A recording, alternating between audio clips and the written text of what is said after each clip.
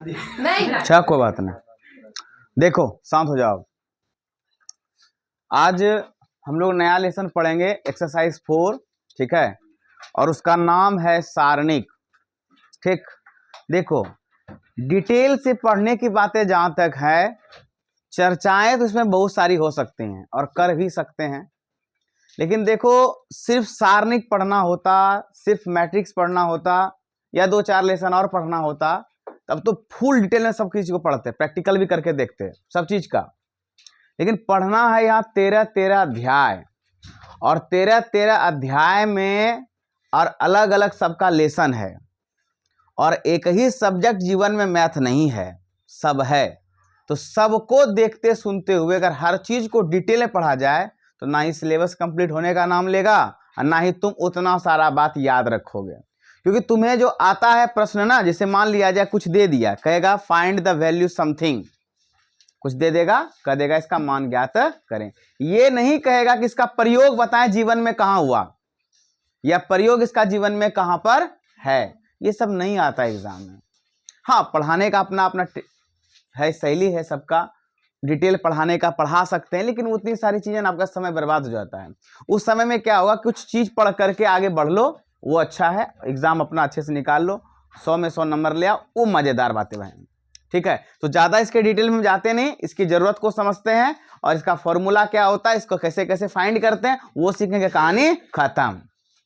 ठीक है, क्योंकि बिहार बोर्ड में भैया सिलेबस कटा नहीं है, पहली बात तो ये है, एक तो सिलेबस ज्यादा है, पढ़ना ज्यादा है, और दूसरा बोर्ड का तो कुछ कुछ का कट भी गया है, आधा किताब हो गया है, तो इसीलिए पढ़ना बहुत कुछ है, इसे ध्यान से पढ़ना है, आराम से। देखो अब सारणिक क्या है, सारणिक के पहले जो आव्यूह नहीं पढ़े होंगे उनको दिक्कत नहीं, महा दिक्कत है। पहली बात तो ये कि सारणिक पढ़ने से पहले आपको आव्यूह के बारे में समझना होगा, आव्यूह को जानना होगा। तो आव्यूह जो नहीं जानते हैं वो पढ़ लीजिएगा, पीछे वाले वीडियो को देख के पढ़ लीजिएगा, ठीक है, या नहीं अगर मेरा वीडियो है किसी और टीचर का वीडियो देख करके पढ़ लीजिएगा, परंतु पढ़ लीजिएगा, ठीक है ना।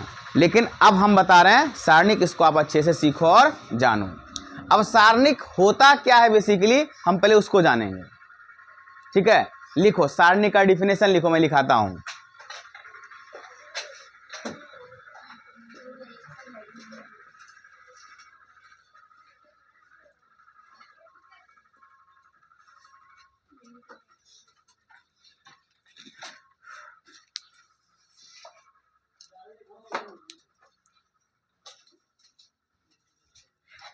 लिखिए सारणिक, लिखिए।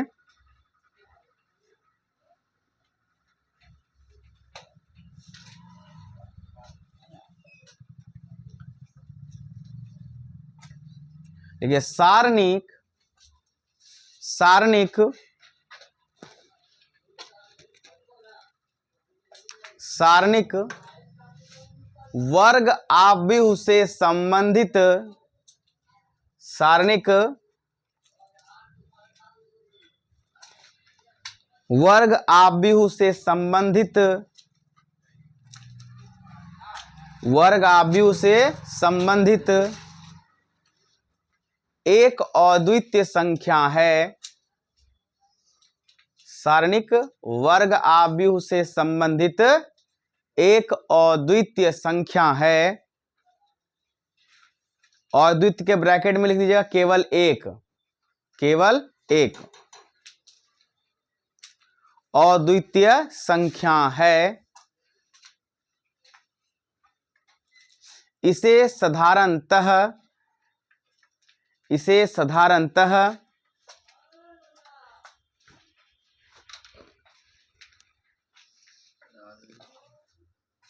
क्या हुआ, इसे साधारणतः, देखो ध्यान से,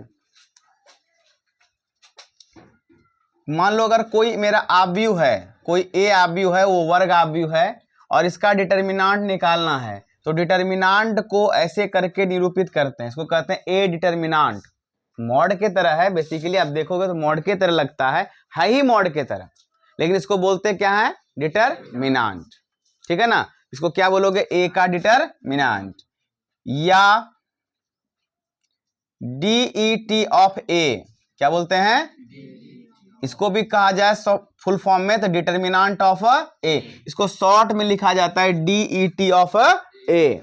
ये हो गया, या इस तरह से थोड़ा इस साइड का डार्क कर दो, इस तरह से त्रिभुज नहीं है, ये डिटर्मिनेंट का चिन्ह है, ठीक है ना। डेल्टा जिसको कहते हो आप लोग देखे हो, सिंबॉलिक में फिजिक्स में ज्यादातर यूज होता है डेल्टा ना। तो इस तरह से तीनों में से किसी सिंबल का हम प्रयोग करके किसी भी आव्यूह का डिटर्मिनेंट को क्या करते, इंडिकेट करते हैं। इसका मतलब है अगर ये लग गया, ये चिन्ह लग गया, तो इसका मतलब आप उस आव्यूह का क्या निकाल रहे हो, या उस आव्यूह का क्या निकाल रहे हो, उस आव्यूह का क्या निकाल रहे हो। तो ये डिटर्मिनेंट को चिन्हित करता है कि हम क्या फाइंड कर रहे हैं, डिटर्मिनेंट को फाइंड कर रहे हैं, ठीक है ना। समझ में बात आ गया। इसको पहचानने के लिख दो, एग्जांपल नीचे लिखो, इसे ये या ये द्वारा निरूपित करते हैं।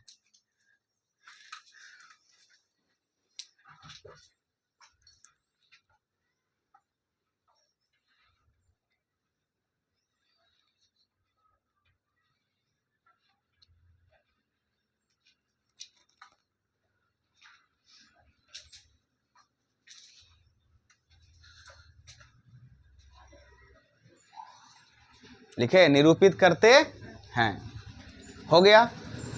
अब बेटा सीखना है हमें कि आखिर ये तो जान गए, क्या जान गए, कि सारणिक जो एक है वो किसी आव्यूह का एक अद्वितीय संख्या है। क्या है, एक अद्वितीय संख्या है। मतलब कोई आव्यूह दिया रहेगा, उस आव्यूह का एक संख्या मान आएगा, क्या आएगा, एक संख्या मान आएगा। जैसे मान लो कि मेरे पास कोई एक आव्यूह है, ये 1 0 1 4 मान लो फिलहाल के लिए, ये क्या आव्यूह है। अब कहते हैं इस आव्यूह का क्या फाइंड करें, डिटर्मिनेंट फाइंड करें। तो डिटर्मिनेंट जो होगा, मान लो कोई संख्या आ गया, मान लो -5 आ गया, सपोज कर लो। अभी क्या आएगा मैं सिखाने रहा हूं कि कैसे आया, मैं सिर्फ ये सिखा रहा हूं कि कहना क्या चाहता है। तो मान लो एक मैट्रिक्स था, उसका हमने डिटर्मिनेंट फाइंड किया और वो एक संख्या आया, क्या आया, एक संख्या आया। ये माइनस प्लस कुछ में भी हो सकता है, रूट में भी हो सकता है, संख्या कुछ भी हो सकता है, संख्या कुछ भी, लेकिन वो हमेशा अद्वितीय होगा, मतलब केवल एक ही हल होगा। क्या होगा, केवल एक ही हल होगा।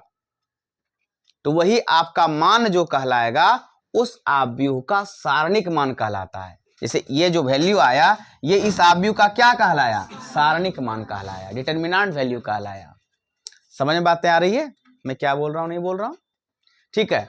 तो इसमें 3 प्रकार से हम लोग सीखेंगे किसी आव्यूह का सारणिक मान ज्ञात करना। कितने प्रकार से, 3 प्रकार से, या कह लीजिए 3 अलग अलग ऑर्डर के, 3 अलग अलग ऑर्डर के हम लोग सीखेंगे सारणिक को फाइंड करना, ठीक है। जैसे मान लो, अब पहला हम लोग सीख रहे हैं अभी कि अगर कोई आपका वर्ग आव्यूह एक कोटि का हो, एक कोटि का मतलब जिसमें पंक्ति भी एक हो और स्तंभ भी एक हो, एक कोटि का, प्रथम कोटि का अगर कोई है,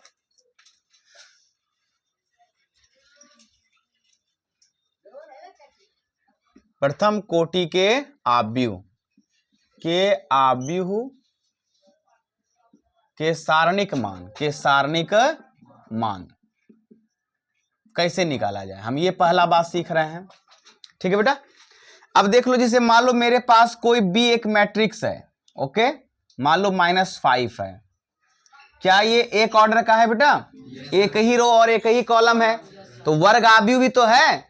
याद रखिएगा, सारणिक का मान ज्ञात होने के लिए सबसे बड़ी बात है पहला कि वो वर्ग आव्यूह होना, इसलिए डिफिनेशन में ही पहले लिखा दिया गया है कि किसी भी आव्यूह का सारणिक मान आप तब निकाल सकते हो जब वो क्या हो, वर्ग आव्यूह हो। वर्ग आव्यूह के बिना आप निकाल सकते, जैसे ये प्रथम कोटि वाला, क्या ये वर्ग आव्यूह है, क्योंकि इसके रो भी एक हैं और कॉलम भी एक हैं।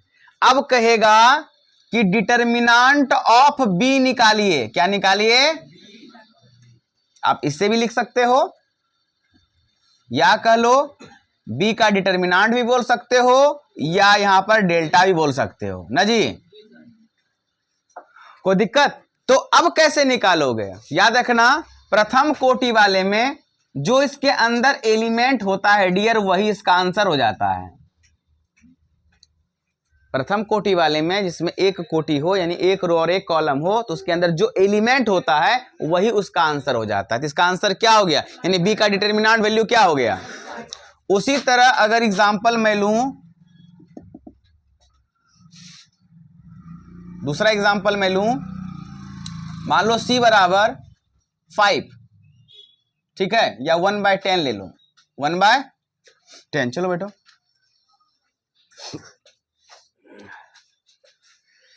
वन बाय 10 ले लो, तो ये भी तो एक कोटि का है, यानी एक रो और एक कॉलम है ना। चलो चलो बेटा चलो, इतना लेट कहां कर दिए जी, क्लास था फिजिक्स का, तो कल बोलना चाहिए था तुमको, तो आगे बढ़ा देते टाइम। चलो बैठो जल्दी बैठो, इधर सरका लो, दिखेगा नहीं बोर्ड, तो इधर कर दो बैग बेटा, सारा बैग किसका बैग है, वो सारा उतना अपने पास रखो, सब बैग अपना। चलो इधर करो काजल, बैग अपना इधर करो साइड में। चलो समझ रहे हो ना। तो ये एक कोटि का है, मींस एक रो और एक कॉलम वाला है। तो अगर कहा कि सी का डिटरमिनेंट फाइंड करें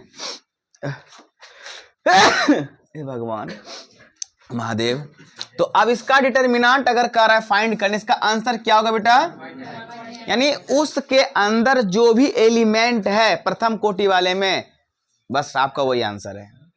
तो प्रथम कोटि में कहीं कोई दिक्कत है कि अगर प्रथम कोटि का कोई एलिमेंट आ जाए, कोई आव्यूह आ जाए और कह दे आपको उसका डिटरमिनेंट वैल्यू फाइंड करना है, तो कहीं दिक्कत होगा।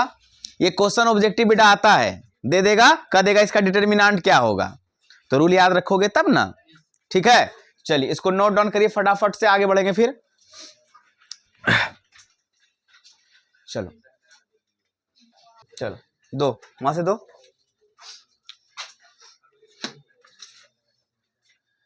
चलो अब हम लोग द्वितीय कोटि का यानी सेकेंड ऑर्डर का हम लोग सीखेंगे डिटरमिनेंट फाइंड करने, ठीक है ना। दूसरा पॉइंट है द्वितीय कोटि के आव्यूह का सारणिक मान। ध्यान देना बेटा, ये सेकेंड ऑर्डर वाला आव्यूह, मतलब जिसके रो 2 हो और कॉलम भी 2 हो, रो की संख्या कॉलम की संख्या इक्वल, तब ना वो स्क्वायर मैट्रिक्स होता है, यानी वर्ग आव्यूह होता है। तो वर्ग आव्यूह होना तो तय है, चाहे वो 1x1 का हो, चाहे 2x2 का हो, चाहे वो 3x3 का हो। और 4x4 हम लोग अभी हमारे सिलेबस में नहीं है, वो आगे जाके हम लोग पढ़ेंगे बड़े क्लास में, जब बीएससी वगैरह मैथ से करेंगे तब देखा जाता है उसमें, ठीक है। लेकिन आपको आपका जो औकात जहां तक सीमित है वो 3x3 तक ही है। तो यहां पर द्वितीय कोटि का है, मतलब 2 रो होंगे और 2 कॉलम होंगे। अब वो सीखना कि उस तरह के अगर आव्यूह आपको मिल जाएं, वैसे अगर मैट्रिक्स आपको मिल जाएं, तो उसका डिटरमिनेंट वैल्यू आखिरकार हम कैसे फाइंड करते हैं। एक सवाल मात्र समझना, एक सवाल, एक एग्जांपल बन गया सारा का सारा। देखो कैसे एग्जांपल, मान लो हम फर्स्ट ले रहे हैं, कोई 2 लिख दो यार यहां पर, तब फर्स्ट अच्छा लगता है। अब ए एक हमारा कोई आव्यूह है, 2 है, 4 है, 6 है, -2 है। कितना है, -2 है। क्या ये 2x2 के स्क्वायर मैट्रिक्स हैं, है कि नहीं है। ठीक, एक और एग्जांपल लेते हैं भाई। बी मान लो कोई आव्यूह है मेरे पास 1 4 0 -2, कुछ भी लिख दो, कोई फर्क पड़ता नहीं है। चलो ठीक है। अब एक मैं बताता हूं, दूसरा तुम लोग खुद बताना। हमें इस आव्यूह का, इस मैट्रिक्स का क्या फाइंड करना है, डिटरमिनेंट। आप इससे भी इंडिकेट कर सकते हैं और ज्यादातर हम इसी से करेंगे, ठीक है, ज्यादातर हम इसी से करेंगे। आप तीनों में से किसी का यूज कर सकते हैं, कहीं को दिक्कत वाली बातें नहीं है। हम यहां ज्यादा यही लिखते हैं, डिटरमिनेंट ऑफ ए हम फाइंड कर रहे हैं। इसका रूल देखो, 2x2 वाला रूल, 2x2 वाला रूल क्या है। ये जो इसके विकर्ण में आप एलिमेंट देख रहे हो ना, विकर्ण में इधर वाला पहले मत लेना, विकर्ण हमेशा इधर से लिया जाता है, याद है ना। डायगोनल बोलते हो ना विकर्णों को आप लोग ना, वही ना। तो इसके जो विकर्ण है हमेशा इधर से लिए जाते हैं, तो विकर्ण वाले एलिमेंट को करते हैं गुना। क्या करते हैं? गुना। इधर वाला जब हो जाएगा पहले तो फिर माइनस, फिर क्या करते हैं? माइनस, और फिर इधर वाले को। ठीक है, ध्यान से सुनो हम क्या बोले। इधर वाले को पहले मल्टीप्लाई, फिर माइनस, फिर इधर वाले को। तो ये हो गया प्लस माइनस माइनस, 2 दूनी 4, 2 दूनी -4। फिर क्या करते हैं बेटा? माइनस करते हैं। क्या करते हैं? माइनस करते हैं। ये माइनस ही क्यों होता है, इतना डिटेल में जाने के लिए आपको थोड़ा और पढ़ना पड़ेगा, जो हम चाहते नहीं है। ठीक है ना, हम पहले समझाए क्यों नहीं पढ़ाना चाहते हैं। लॉजिक बड़ा गंदा है इसका, इसलिए गंदा है कि समय हमारे पास नहीं है, पढ़ना बहुत कुछ है, बस कारण यही है। नहीं तो अब इसमें हम द्विघात, पहले आपको 2 चर वाले रैखिक समीकरण को समझाएंगे, फिर उसमें उसके कंडीशन को समझाएंगे, फिर आना यही है यार, एग्जाम में सवाल ये आ रहा है ना, इसको पढ़ो ना, ये आ गया, कहेगा इसका डिटर्मिनेंट बताएं, बस। ये थोड़ी कहेगा पैदा कहां से हुआ, कब हुआ, ईसाई पूर्व का, कुछ नहीं। चलिए क्या बोले हमने कि भाई इसको गुना करो, फिर एलिमेंट यहां माइनस करो, फिर जो भी गुना करके इधर वाला पूर जाए कर दो। 6 चौका, तो भाई माइनस माइनस तो जुट जाता है, तो कितना हो गया? -28। ये इसका डिटर्मिनेंट वैल्यू निकल गया। अब सेम बताओ तो उस बी का डिटर्मिनेंट क्या करोगे बेटा? कहोगे सर 1 गुना 9, 9, फिर माइनस करते हैं सर, फिर 4 गुना 0, 0। आंसर क्या हुआ?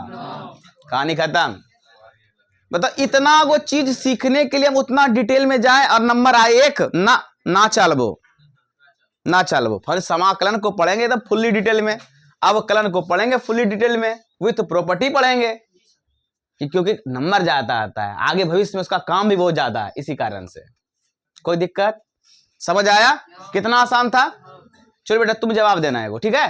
क्या नाम है तुम्हारा? भूल जाते हैं बार बार। शिखा स्वरूप। अरे बाप रे, 3-4 नाम एक में ऐड कर लो। अच्छा 2 गो नाम। अब मान लो C एक हमारे पास कोई मैट्रिक्स है, मान लो 1/2 है, 4 है, 6 है, 9 है, या इसे कर लो 2 ही मान लो। चलो गुना करना तुम्हारे लिए आसान हो जाएगा। चलो हम C का बेटा डिटर्मिनेंट चाह रहे हैं, बोलो क्या करवाओगे? कहोगे सर आप इसको क्या करो, बोलो भाई। 1/2 गुना 2, फिर क्या करवाते हो सर? माइनस, फिर ई दोनों को गुना, ये ना, तो कितना? 6 गुना 4 करो, या 4 गुना, तो 2 कटिए जाएगा, बचा 1, 6 चौका 24। आंसर क्या आया? क्या द्वितीय कोटि का आपको द्वितीय कोटि के आव्यूह का सारणिक निकालने नहीं आया? कुछ था इसमें क्या? कोई परेशानी वाली बातें? कुछ भी छोटी मोटी बातें बताओ, नहीं ना है? चलो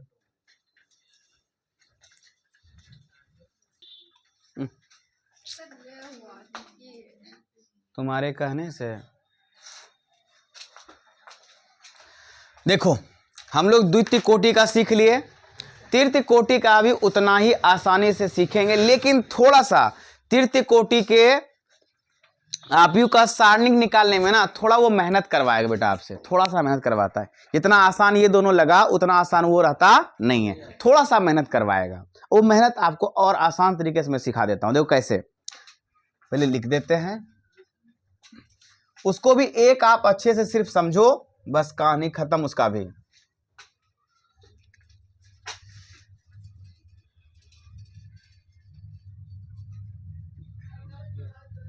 तृतीय कोटि के आव्यूह का सारणिक मान, यानी जिसके रो 3 है और कॉलम भी 3 है, यानी 3 ऑर्डर का है, यानी 3 क्रॉस 3 का है। अब मान लो कि मेरे पास कोई एक आव्यूह है A, 1 2 3 -1 4 -2 8 1 2। हम एलिमेंट हमेशा छोटा जानबूझ के लेते हैं कि गुना उना करने में आसानी हो, ठीक है ना, इसी कारण से। इसमें रो कितने बच्चे? 3।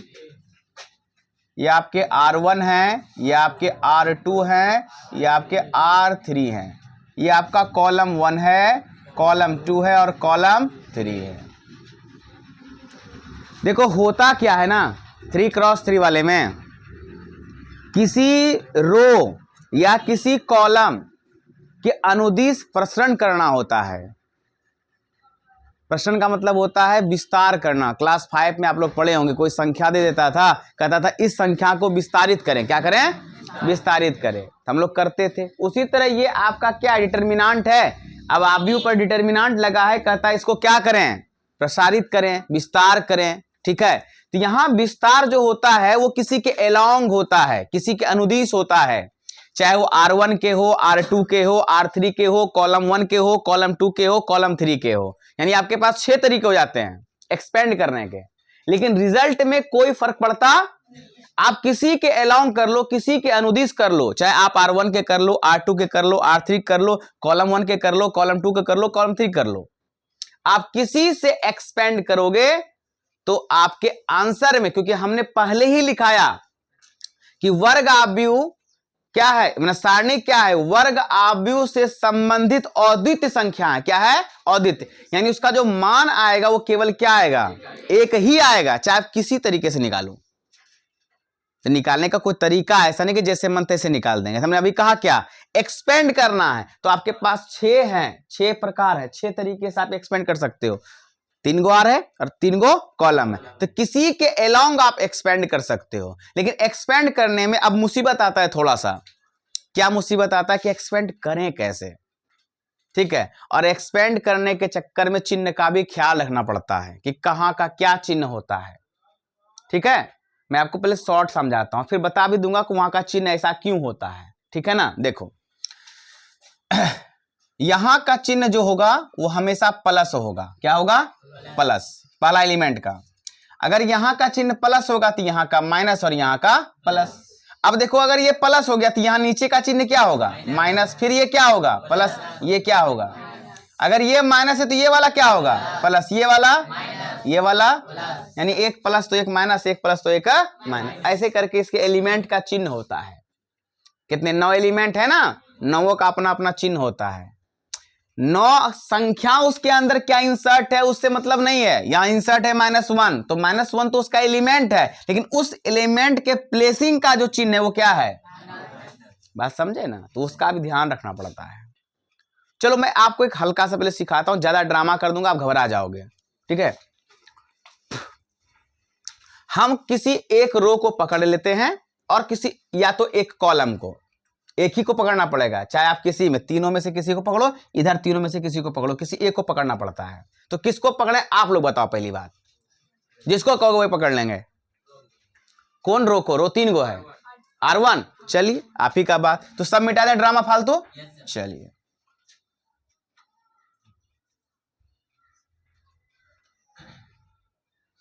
एकदम ध्यान से सीखना है। यहां लिख दीजिएगा R1 के अनुदिश, अनुदिश ये लिखना पड़ेगा आपको। प्रसरण, अंग्रेजी वाले इसको क्या लिखेंगे? Expanding along R1। ठीक है, एक्सपेंडिंग एलोंग R1।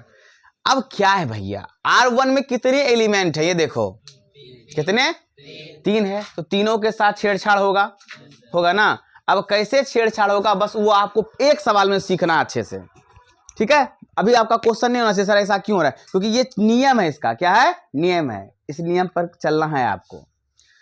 इसमें ये एलिमेंट का चिन्ह तो हम पहले से ही जान चुके हैं। क्या बेटा? प्लस है। क्या है? तो प्लस कभी भी किसी संख्या के सामने लिखा नहीं जाता है। ठीक है ना, तो इसका एलिमेंट क्या है? 1, तो पहले आप 1 लिख दो। ठीक है, और जो एलिमेंट आप ले रहे हो, जो एलिमेंट आप ले रहे हो उसका रो और उसका कॉलम बंद कर दो। क्या कर दो? उसका रो और कॉलम बंद कर दो, यानी उसका मुंह कान झांप दो। उसका मुंह और उसका कान झांप दो। ये इसका मुंह है, उसका कान झांप दो, अब पेट डेंगा दो उसका, हो सकता है मर जाए। बात समझे? हमने क्या कहा? जिस एलिमेंट को हम पकड़ेंगे उस एलिमेंट का रो और कॉलम खत्म कर देंगे, मतलब मने मन जान जाएंगे खत्म हो गया। वो करना नहीं है आपको, यानी काट दीजिए, ऐसा नहीं करना है, वो खत्म है। तो जो बचा उसको डिटर्मिनेंट फॉर्म में लिख दो। किस फॉर्म में लिख दो? डिटर्मिनेंट फॉर्म में लिख दो। देखो क्या बचा, अगर ये एलिमेंट हम ले रहे हैं, इसका रो तो बेटा यही है, कॉलम यही है ना। इसको झांप दीजिए, बचा क्या? 4 - 2 1 और ये ना बचा। इसको डिटर्मिनेंट फॉर्म में लिख दो, 4 - 2 1 2। बात समझ आया बेटा? कोई दिक्कत, कोई परेशानी नहीं। लेकिन एक ही एलिमेंट तो इसमें है नहीं, इसमें कितने एलिमेंट हैं? कितने? 3 गो एलिमेंट है, पहला, दूसरा और तीसरा, क्योंकि आप R1 के एक्सपेंड इसको क्या कर रहे हैं, इसके अलावा एक्सपेंड कर रहे हैं, विस्तार कर रहे हैं। ओके, चलिए, तो इसका ये जो 2 एलिमेंट है, इसका चिन्ह क्या होता है प्रॉपर? माइनस। तो माइनस लगाइए और 2 लगाइए यहाँ, फिर यहाँ पर एक लाइन दीजिए, डिटरमिनेंट का सिंबल। फिर जिस एलिमेंट को आप ले रहे हैं उसका मुंह और कान झांपिए, मतलब मुंह मतलब रो और कान मतलब कॉलम, झांप दीजिए। इसका रो झांपिए, कॉलम झांपिए, क्या बचा? ये और ये बचा ना। तो -1 -2 8 2, हाँ कि ना? एक एलिमेंट और बचा, कौन सा? 3 का चिन्ह क्या है? प्लस। तो +3 लिख दीजिए, क्योंकि आगे में भले नहीं लिखते लेकिन बीच में कहीं आगे लिखना पड़ेगा ना। और फिर इसका डिटरमिनेंट कर लीजिए और उसका मुंह और कान फिर से झांप दीजिए। तो ये अगर रो है तो ये वाला मुंह झपाएगा, ये वाला कान झपाएगा, यानी रो और कॉलम खत्म। बचा क्या? -1 4 8 1। कोई परेशानी? अब अगर तुम गौर से देखो तो ये 2 क्रॉस 2 का बन गया, ये भी 2 क्रॉस 2 का बन गया और ये भी 2 क्रॉस 2 का बन गया। और 2 क्रॉस 2 आप का डिटरमिनेंट फाइंड करने तुरंत अभी सीखा है हमने, तुरंत सीखा है। कोना कोनी गुना करिए और घटा दीजिए, कोना कोनी गुना करिए और घटा दीजिए। तो एक में इसका संबंध क्या है? गुना का। तो भैया गुना देना पड़ेगा ना। 1 गुना 4 दूनी 8, माइनस घटता है, फिर माइनस प्लस माइनस 2 एकम 2। कोई दिक्कत है? 2 चिन्ह हो गया। फिर -2 गुना 2 गुना माइनस प्लस -2 एकम 2, फिर घटाते हो ना, फिर इसको उसको गुना करो तो 8 दूनी -16। कोई तकलीफ? +3 इंटू माइनस प्लस और 1 गुना 1, फिर घटाते हो ना, 8 चौका 32, इसमें एक के चिन्ह चलेगा, काम हो जाएगा, ये ब्रैकेट वाला। कोई तकलीफ? अब तो भैया माइनस प्लस का खेले, ब्रैकेट का खेले, तोड़ो कहानी खत्म। बस यही सीखना था इसमें। अब 1 से किसी में गुना करो, कोई फर्क पड़ता? तो भैया माइनस माइनस क्या हो जाएगा? प्लस, और 8 2 10, फिर -2 गुना minus minus minus minus plus, और 16 में गया 2, प्लस में एक माइनस में प्लस में, यानी 14। कोई तकलीफ? फिर यहां प्लस 3 गुना, अब माइनस माइनस जुटेगा ना, तो 32 और 1 -33। अब देखो 10 माइनस 14 दूनी 28, फिर प्लस माइनस माइनस, 33 तिहाई 99। अब माइनस वाला जोड़ के प्लस वाले में घटा देंगे, कहानी खत्म। तो 10 अब माइनस जोड़िए, कितना हुआ? 9 8 17, 9 2 11 1 12, तो ये -117 बच गया। यहां वाला पार्ट जो बेटा वो कैलकुलेशन है। वो क्या है? कैलकुलेशन है। ये सीखना नहीं होता, सीखना ये होता है। अब मन में आपके क्वेश्चन हमेशा एराइज होना चाहिए कि सर अगर रो 1 से हमने एक्सपेंड किया दिस वैल्यू, तो आप क्या कहोगे? R2 से करेंगे तो दिस वैल्यू, कहेंगे हाँ। आप किसी से करो दिस वैल्यू, यस। अद्वितीय हल लिखा हुआ है, अद्वितीय संख्या आता है आंसर उसका। भी करके मैं दिखाऊंगा आपको, बारी बारी से करके दिखाऊंगा, परंतु ये आप सीखे कि नहीं सीखे? अगर किसी भी रो को, वेट क्वेश्चन लेंगे बेटा, सबका लेंगे। किसी भी रो को, किसी भी कॉलम को अगर लेके हम एक्सपेंड करते हैं, तो पहली बात उसके चिन्ह का ख्याल रखना है। उस चिन्ह का ख्याल रखने के साथ साथ उनके सारे एलिमेंट को, जितने एलिमेंट को लेंगे उसके रो और कॉलम को ढकते हुए जो बच जाएगा उसको डिटरमिनेंट फॉर्म में लिख के गुना करेंगे, आंसर आपके सामने। अब बोलो बेटा आपका क्वेश्चन बिल्कुल समझाएंगे। देखिए हमने क्या क्या किसको लिया बेटा? R1 को लिया। R1 के अनुदिश हमने प्रश्न किया। तो R1 में 3 एलिमेंट हैं, है ना? तो ये प्लस में आगे लिखते नहीं है। अब मान लो 1 लिए, तो 1 एलिमेंट है ना, तो जो एलिमेंट लेंगे उसका पंक्ति और उसका स्तंभ ढक देंगे, तो बचा कौन? यही ना, इसको लिख दिए। फिर 2 लेंगे, लेकिन 2 का चिन्ह कैसा है? -2। फिर ये 2 का पंक्ति ढक दो और स्तंभ को ढक दो, बचा -1 और 8 -2 और 2, कोई दिक्कत बेटा। फिर यहां बचा 3, 3 का चिन्ह क्या है प्लस, 3 गुना। अब जो एलिमेंट लेंगे उसका पंक्ति ढक देंगे, उसका स्तंभ ढक देंगे, जो बचेगा उसको लिख देंगे। अब ये बन गया 2 × 2 2 × 2 2 × 2 2 × 2 का समझेबे किए थे कि कोना कोनी करेंगे गुना और उसमें माइनस करेंगे, फिर ये कोना कोनी, फिर कोना कोनी गुना, फिर माइनस करेंगे, कहां गया माइनस करेंगे, फिर ये कोना कोनी गुना, फिर यहां माइनस माइनस यानी कोना कोनी करेंगे गुना, फिर माइनस करेंगे कोना कोनी गुना। कहानी खत्म। कैलकुलेशन आपके हाथ में होना चाहिए। कौन सा बेटा, कौन सा, ये कहां से आया, ये हमने पूछने अभी कहा था।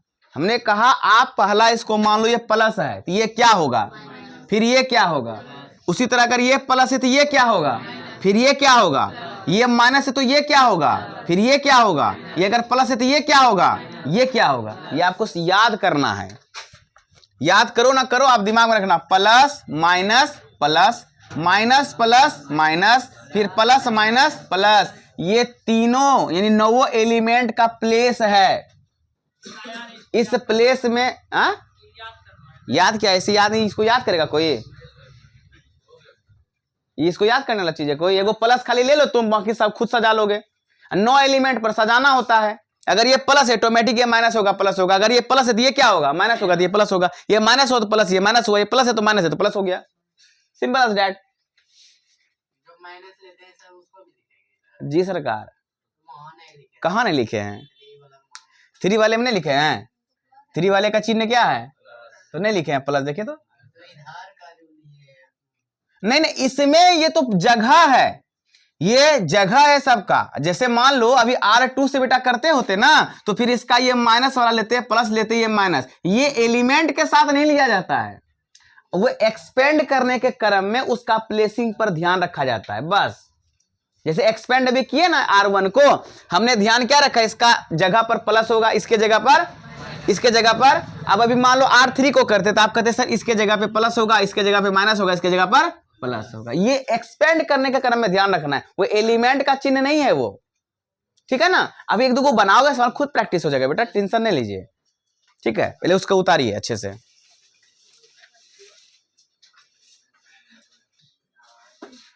चलो देखो, अभी आपको ना ये थोड़ा सा अजीबोगरीब इसलिए लग रहा होगा कि नए चीजों को हम सीख रहे हैं। अभी 2-4 सवाल जैसे बना लोगे बहुत आसान लगने लगेगा ये। अगर ये चिन्ह आपको ज्यादा डिस्टर्ब कर रहा है बेटा ना, इसको हटा देते हैं ऊपर से, ठीक है ना।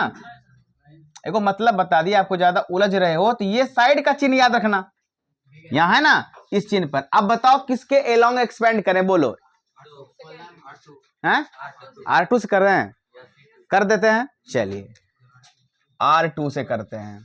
याद है ना सब कुछ नियम कानून कि भाई जिस रो के अकॉर्डिंग या जिस कॉलम के एलोंग हम क्या करेंगे, एक्सपेंड करेंगे, उसके सारे एलिमेंट का हमें चिन्ह को ख्याल में रखना पड़ेगा। तो R2 में एलिमेंट है -1, 4 और -2। देखो -1 और -1 का चिन्ह यहां क्या है पहले से, तो माइनस माइनस क्या बन पड़ा प्लस, तो 1 × अब जिस रो को हम लेंगे उसके एलिमेंट का, जो भी एलिमेंट लेंगे, जो भी आव्यू का एलिमेंट लेंगे, उसके रो को उसके कॉलम को खा जाएंगे। तो हाँ, जो रो खत्म कॉलम खत्म। देखो ना वो चीज ऐसे झाप दो, इसको झापेंगे तो मिट जाएगा मेरे से, समझो। ये खत्म, ये खत्म, बचा क्या 2 3 1 2, हाँ कि ना। फिर अगला एलिमेंट कौन है बेटा 4। अब 4 का पहले चिन्ह देखो क्या है प्लस, तो प्लस लिख दिए। 4 × जो भी एलिमेंट लेते हैं उसका रो झापो, उसका कॉलम झाप दो, बचा क्या 1 3 8 2, 1 3 8। एकदम ध्यान बेटा यहां रखो, नजर हटेगा दुर्घटना तुम्हारे साथ तुरंत में घटेगा, बता दिए।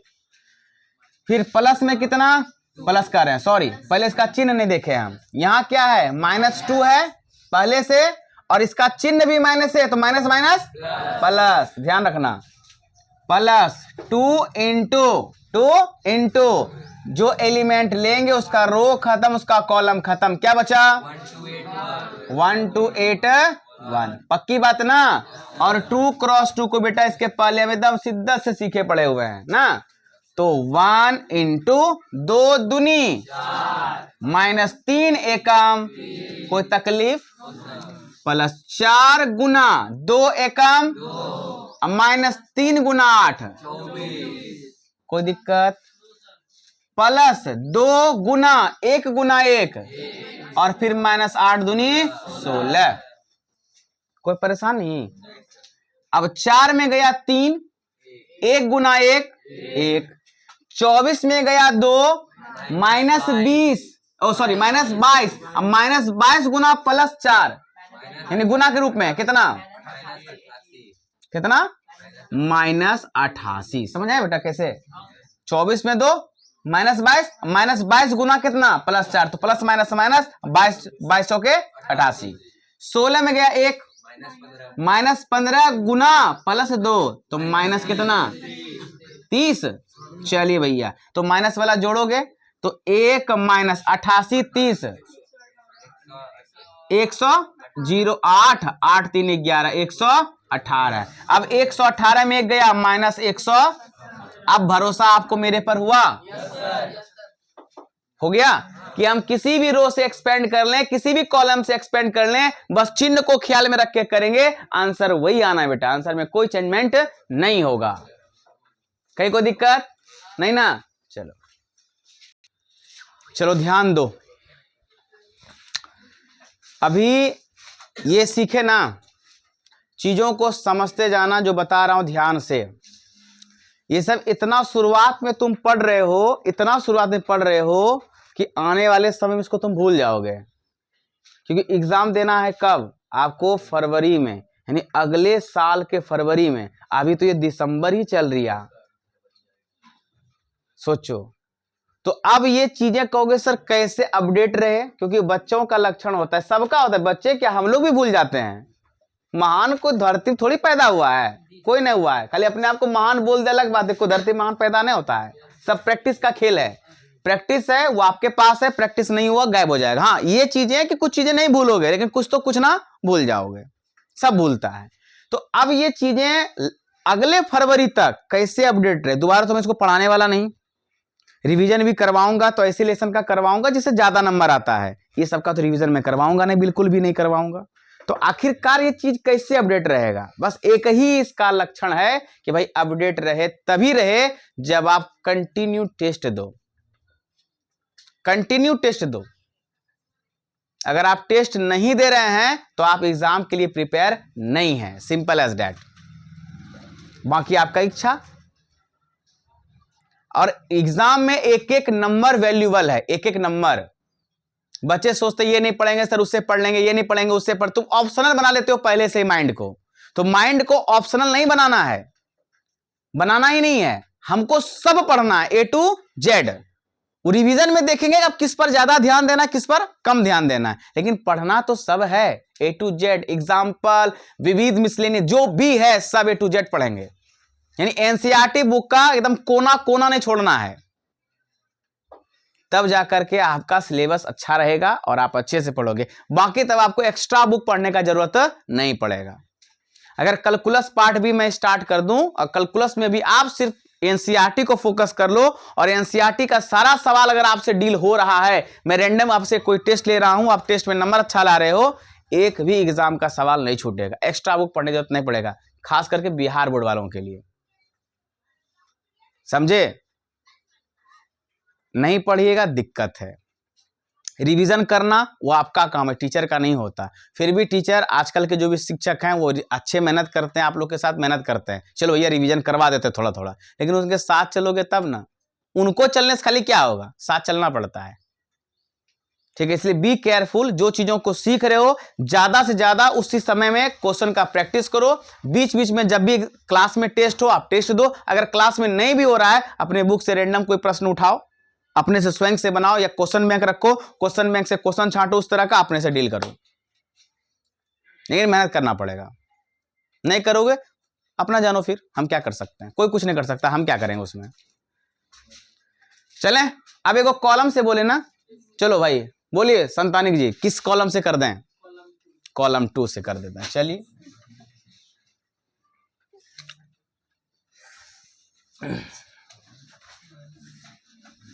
अब कॉलम 2 जो करवा रहे हो तो कॉलम 2 का एलिमेंट ध्यान में बेटा ना कौन कौन है बताओ? ए तेरी 2 4 1 यानी 2 4 1, ये आपके कॉलम 2 के एलिमेंट हैं। अब इसका देखो चिन्ह भी देखो, माइनस प्लस माइनस, यानी यहां माइनस होगा फिर प्लस होगा फिर, पक्की बात सब समझ रहे हो? तो भैया इसका चिन्ह होता है माइनस में, -2। अब कहोगे सर ये माइनस कहां से आ गया, यही पंगा तुम लोग में फंसता है। तो यहां भी तो देखो क्या है, अब माइनस प्लस क्या होता है, माइनस ही होता है। फिर गुना, जिस एलिमेंट को लेते हैं रो खत्म कॉलम खत्म, क्या बचा? -1 -2 8 2, क्लियर? अब क्या लेंगे 4 का प्लेस देखो, +4 इंटू इसका रो खत्म कॉलम खत्म, क्या बचा? 1 3 8 2। भावनाओं में नहीं भैया, सवाल को समझिए। देखो देवी फूलो लिख रही है, हम बता रहे हैं वो लिख रही है। अब बाद में कहे सर मेरे से नहीं बना सर, क्या करूं सर? यही होगा बेटा, सीख लो। नहीं, पहले सीखो। दे दो आत्मा से गाली, दे दो बेचारे को, दे ही रही हो तुम हमको, हम जान रहे हैं। फिर इसका क्या है प्लेस देखो, -1, यहां माइनस है ना तो माइनस लगाओ, और यहां क्या है 1 इंटू जो एलिमेंट लेंगे रो खत्म कॉलम खत्म, क्या बचा?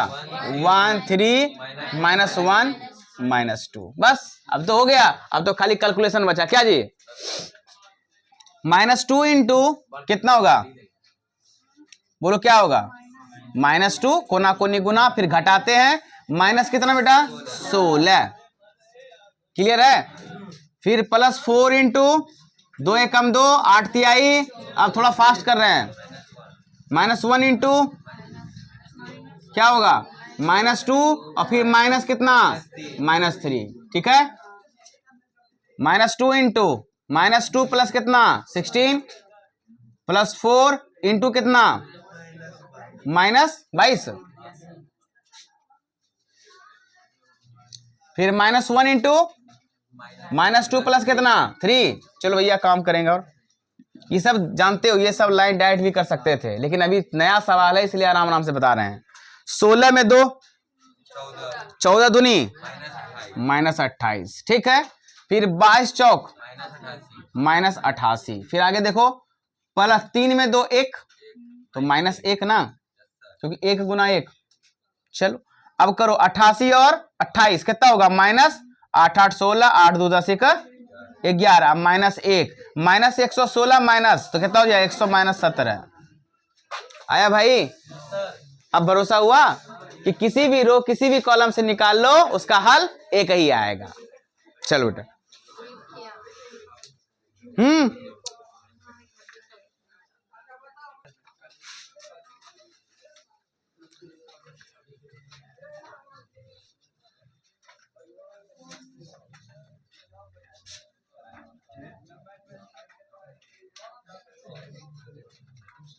चलो ध्यान दो, इसके एग्जाम्पल हम करवा देते हैं। लेसन तो जैसा एग्जाम्पल है वैसा ही लेसन है। 7 या 8 प्रश्न होने चाहिए, ठीक है? 8 प्रश्न है और भी बहुत आसान आसान से, ठीक है? अब देखो एग्जाम्पल फर्स्ट,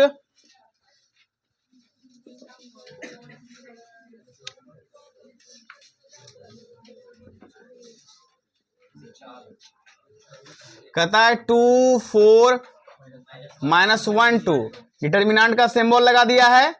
कहता है इसका डिटर्मिनेंट क्या होगा? ये कितने क्रॉस का डियर? क्या होता है? कोना कोनी गुना 2 दूनी, फिर माइनस, फिर कितना होगा?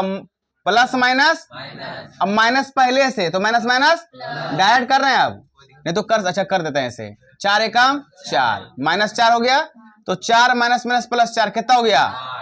सवाल में कोई दम है? चलो भैया एग्जाम्पल नंबर आते हैं किसमें? 2 में।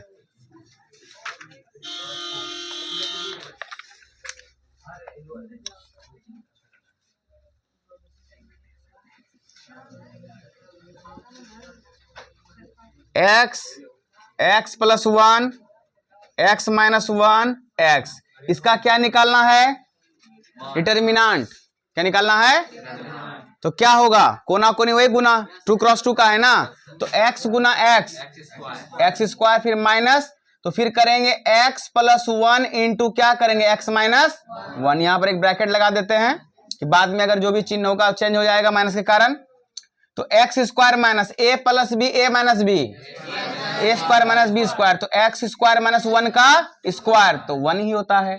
अब ब्रैकेट ओपन कर दो, x square minus x square plus कितना? 1 प्लस 1 माइनस, खत्म, बचा क्या? खत्म हो गया सवाल।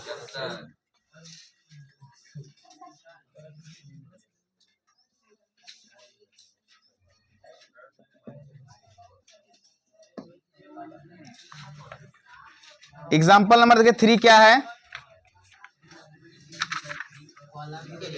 देखो डिटर्मिनेंट है 1 2 4 माइनस 1 3 0 4 1 0, यही है ना? ये कितने क्रॉस का है? 3 क्रॉस 3 का ना। अब देखो मैं इसमें एक टेक्निक और सिखा देता हूं आपको, एकदम आसान सा टेक्निक सिखा देता हूं कि जिस रो में या जिस भी कॉलम में आपको अधिक से अधिक जीरो दिखे, क्या दिखे? ठीक है ना, उसी को पकड़ के एक्सपेंड कर डालो। देखो C3 में ज्यादा जीरो दिख रहा है ना, दिख रहा है ना, दिख रहा है, तो उसको एक्सपेंड करोगे तो एक ही एलिमेंट ना बचेगा गुना करने के लिए, बाकी दो को तो जीरो से गुना करके कहानी खत्म हो जाएगा। इसी कारण ऐसा बोल रहे बेटा, ठीक है? अब देखो कैसे, किसको बोले एक्सपेंड करने? C3 को। C3 में ना 2 जीरो है, इसको करो।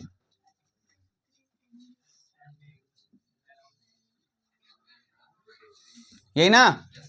तो देखना भाई, इसका चिन्ह भी देखना होता है, ये प्लस माइनस प्लस, तो प्लस माइनस प्लस, यही ना? तो ये 4, जिस एलिमेंट को लेते हैं उसका रो और कॉलम खत्म, तो रो खत्म कॉलम खत्म, क्या बचा? -1 3 4 1। जीरो से नहीं करो, जीरो से नहीं करो, क्योंकि जीरो गुना समथिंग, समथिंग जीरो, जीरो लिखते हैं क्या? बस एक ही को करना पड़ा ना, या चलो लेके बता देते हैं। यहां का चिन्ह क्या होता है? -0, रो खत्म कॉलम खत्म, क्या बचा? 1 2 4 1। फिर यहां का चिन्ह क्या होता है? क्या होता है? प्लस, तो +0 इंटू रो खत्म कॉलम खत्म, क्या बचा? 1 2 -1 3, यही ना? अब देखो 4 गुना -1 और माइनस कितना? 4 तिहाई 12। जीरो गुना समथिंग, जीरो गुना समथिंग लिखते ही नहीं है। अब 11 कहते हैं, 12 और 1 -13 गुना 4 कितना?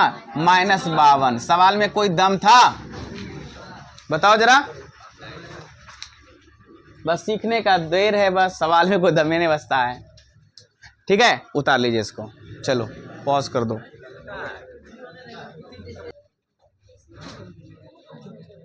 गप नहीं करो।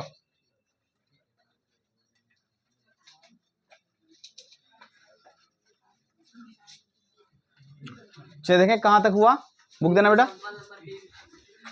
एग्जाम्पल क्या गो इसमें है बेटा? क्या गो? 6 गो, 5 गो, 2 गो तो और बचा, एकदम बता देते हैं।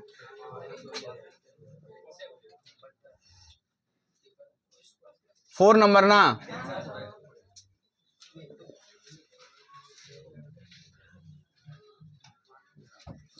डिटर्मिनेंट, गप नहीं करो रे, समझा रहे हैं ना अभी।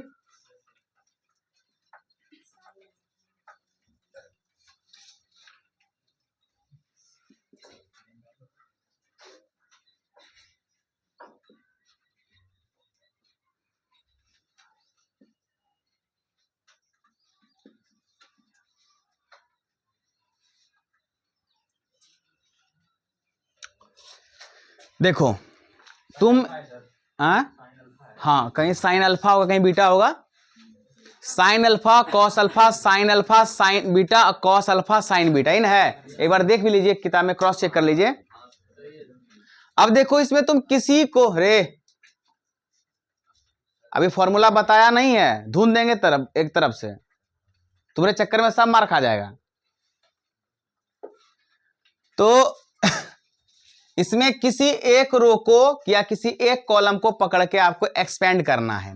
पहला बात तो ये बताए थे जिसमें ज्यादा जीरो दिखे, अधिक से अधिक जीरो दिखे, तुम उसको एक्सपेंड करो। इसमें सब में खगो जीरो है, R1 में भी, R2 में भी, R3 में, कॉलम 1 में भी, कॉलम 2 में भी, कॉलम 3 में भी। तो किसी को कर लो, कोई फर्क पड़ता नहीं। तो R1 को कर लेते हैं एक्सपेंड।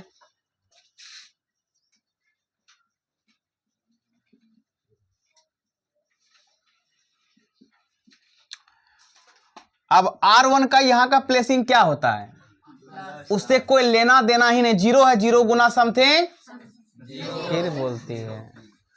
फिर अब यहां का चिन्ह अगर प्लस है तो यहां का माइनस, तो साइन है ना, तो गुना करना पड़ेगा।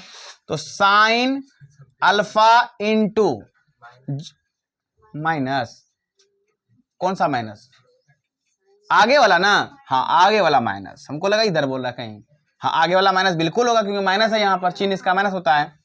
अब देखो, तो जो जिस एलिमेंट को लेते हैं उसका रो और कॉलम उसका खा जाते हैं। इसका रो खत्म, कॉलम खत्म, बचा क्या, minus sine alpha, sine beta, cos alpha, कोई तकलीफ।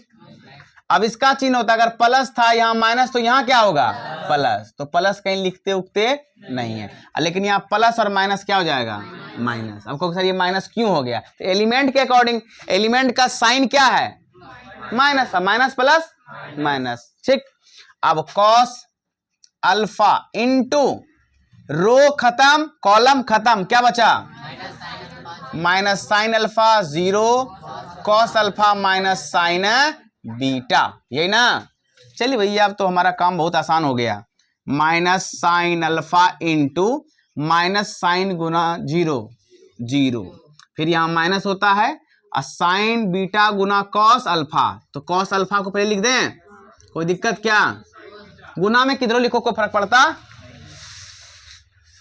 सुअर जूता के अंदर घुस के काटता है, रुको तुमको निकाल के हम काटेंगे। आगे देखो, माइनस कॉस अल्फा, ठीक, माइनस गुना माइनस प्लस साइन अल्फा गुना साइन बीटा। अक्सर बच्चे साइन गुना साइन स्क्वायर कर देते हैं, क्या जी करते हैं पीयूष, स्क्वायर होगा ना बेटा, काहे पढ़े तुम सही से नहीं हो, पढ़े तुम सही से नहीं हो, स्क्वायर होगा वहां, दोनों से साइन कॉमन ले लेंगे। बच्चा सब ऐसा बकैद होता है, कितना चीज सोच लेता है, सर साइन कॉमन नहीं होगा दोनों से, अरे ले लवा ये एंगल इसका अल्फा, इसका एंगल बीटा, कभी गुना होगा ही नहीं। हाँ ठीक है तुम सही बोले हो, हम कंफ्यूज करना चाहे पर आप पहले से होशियार हो, ठीक है। माइनस जीरो गुना समथिंग, कोई तकलीफ। अब देखो जीरो में किसी को जोड़ो घटाओ कोई फर्क पड़ता है, हर सवाल ध्यान देखो कहां है। अब बड़ी विचित्र मार मारेंगे तुमको, बड़ी एकदम,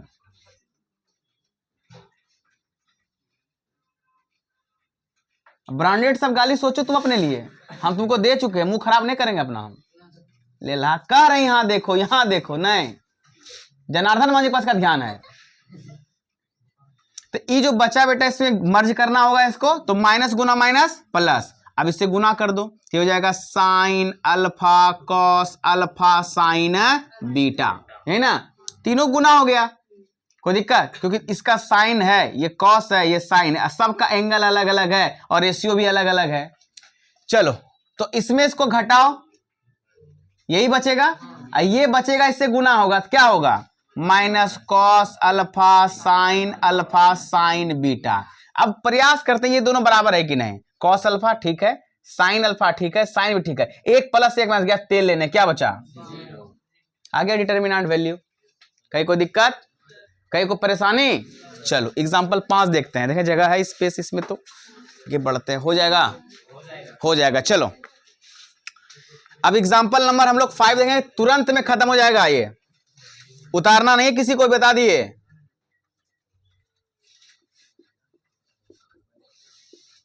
फाइव का सॉल्यूशन, सवाल कहता है कि 3x x1 डिटर्मिनेंट इक्वल है 3 2 4 1। ये दोनों डिटर्मिनेंट आपस में बराबर हैं, ठीक है। तो आप क्या कर सकते हैं, देखते हैं क्या कर सकते हैं। लास्ट में कुछ बोला, x का मान निकालें, तो निकाल लेते हैं आराम से। 3 गुना 1, बोलो ना भाई, माइनस x गुना x बराबर 3 एकम माइनस 4 दूनी, जात को जात के पास समेट दो, 1 3 कट गया, क्योंकि दोनों प्लस में, दोनों बराबर के इस पार और उस पार। ये माइनस माइनस भी काट नियम से कट गया, बचा एक्स स्क्वायर बराबर, तो x बराबर क्या होगा 8 पर रूट, तो x का मान होगा प्लस माइनस 2 रूट 2। 8 का वर्गमूल होता है ना भाई, 2 रूट 2। और x इसमें धनात्मक भी होगा और ऋणात्मक भी होगा, ठीक है ना। कहीं कोई दिक्कत? सारे एग्जाम्पल्स हमने करा दिए और एग्जाम्पल्स के ही अकॉर्डिंग इसके एक्सरसाइज में सवाल हैं। अगर नहीं बनेगा आप ट्राई करना, जो नहीं बनेगा बेहिचक पूछना, बेहिचक पूछना है। कहीं कोई दिक्कत? चलिए इसको नोट डाउन करिए। चलिए